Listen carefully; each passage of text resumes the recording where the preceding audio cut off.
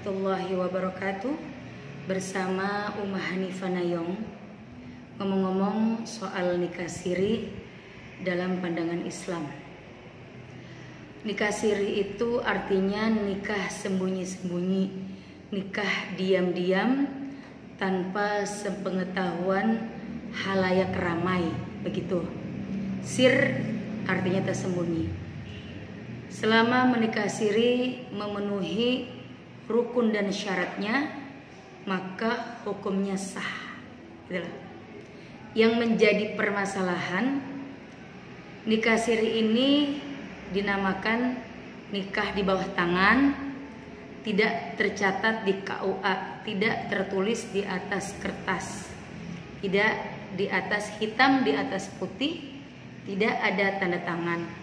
Nah, maka di dalam hukum negara Indonesia status pernikahannya tidak sah, gitu loh. Tapi secara agama selama digaris bawahi, selama memenuhi syarat dan rukunnya, maka sah nikahnya. Tentunya ketika kita melakukan nikah siri banyak sekali yang dirugikan. Pertama, istri, anak, juga suami. Kalau kita nikah siri terus suami kabur, kita ngadu ke polisi, ngadu ke abdi negara, ngadu ke RT, ke RW, orang lain, teman, sahabat. Pak, suami saya kabur. Mana buktinya? Kalau itu suamimu, tidak ada catatan tertulis, nggak bisa kita mengklaim.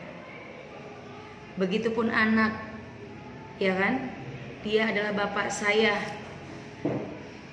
Pun juga istri sangat dirugikan ketika mengklaim warisan harta gono gini, kemudian nafkah dan lain sebagainya. Maka itu perempuan sangat dirugikan dalam pernikahan siri. Sebaiknya memang seyogianya kita menikah harus di atas tangan, jangan di bawah tangan, supaya kita selamat terhindar dari perkara yang merugikan diri kita sendiri dan merugikan kepada orang lain. Kalau kita cinta, kalau kita sayang kepada pasangan kita, ini pesan khususnya untuk makhluk yang bernama laki-laki. Kalau memang sayang, kenapa harus ditutupin? Kalau memang cinta, kenapa harus ngumpet-ngumpet? Kalau memang betul-betul lillahi ta'ala, bilang kepada istri pertama, jelaskan maksud dan tujuan. Syukur-syukur bukan istri kedua, istri pertama. Apalagi kenapa harus sirih ketika kita makhluk yang bernama laki-laki cinta dan taat kepada Allah Subhanahu wa ta'ala.